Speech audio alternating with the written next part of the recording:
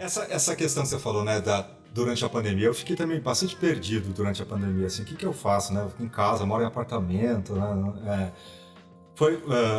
Chegou um momento que eu comecei a compartilhar a minha vida.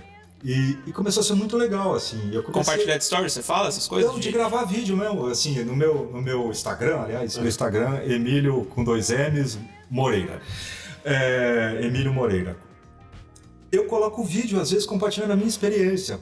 E o que eu tenho para falar, né? Tem um poeta lindo, né, chamado Manuel de Barros, né, que ele fala assim que o mundo, o meu quintal é maior do que o mundo.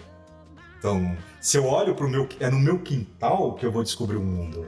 Ele tem o tamanho ele é maior do que o mundo. Então, o que eu tinha para falar? Eu tinha que contar a minha experiência. A experiência de um cara que passou a pandemia sozinho, dentro de um apartamento. E a experiência de um cara... Você não é casado? Não sou casado. Não sou casado. A experiência de um cara que se apaixonou durante a pandemia e quebrou a cara. Eu comecei a contar as minhas experiências e também comecei a falar sobre uma coisa que aos 50 anos eu começo a olhar para o envelhecer. Porque até então, quantos anos você tem? Tenho 87. Você não tem a dimensão ainda. Com 37, você fala assim, tá tudo...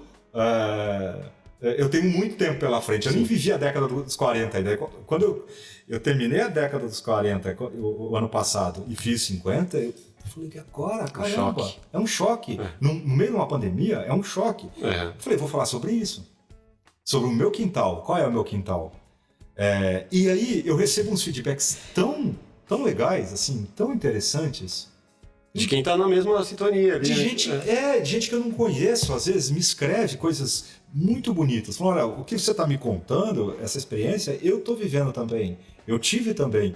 Então, eu acho que essa é uma oportunidade. E o podcast também é uma oportunidade de falar sobre experiências reais mesmo. Sim, né? O não convencional, né? Porque o que a gente tinha antes como mídia era assim, cara, vamos aí.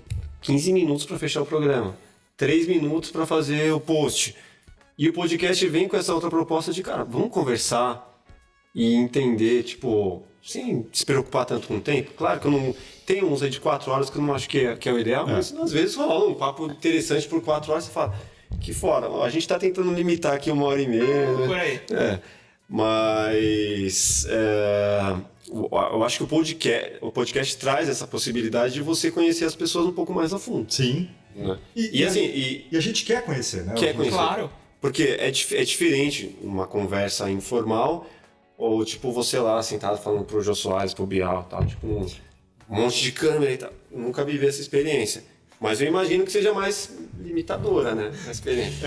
Eu lembrei de uma história com o Jô Soares, né? Quando eu cheguei em São Paulo em 97, Durango Kid, total, assim, não tinha dinheiro pra nada. E aí eu fazia figuração, não exatamente figuração, mas no programa do Jô, no SBT. Encher a plateia. Encher a plateia. Uhum. E aí, como me achavam com uma boa aparência, eles sempre me colocavam na primeira fileira. Uhum. Então, eu apareci lá, teve uma vez que eu estava lá sentado na primeira... Vários episódios o mesmo cara lá, coincidência. Na primeira fileira, e eu lembro que tinha a Gal Costa, que estava lançando o acústico dela, a minha à esquerda, à direita a Bibi Ferreira, e aí eu lembro que a Gal olhou pra mim assim, eu nunca tinha feito nada de televisão, ela olhou pra mim assim, bom, esse tipo, o próximo entrevistado é você, né? E eu lá assim, me sentindo super importante, porque tava fazendo figuração no meio daquelas pessoas. Mas é isso, né? O caminho a gente faz.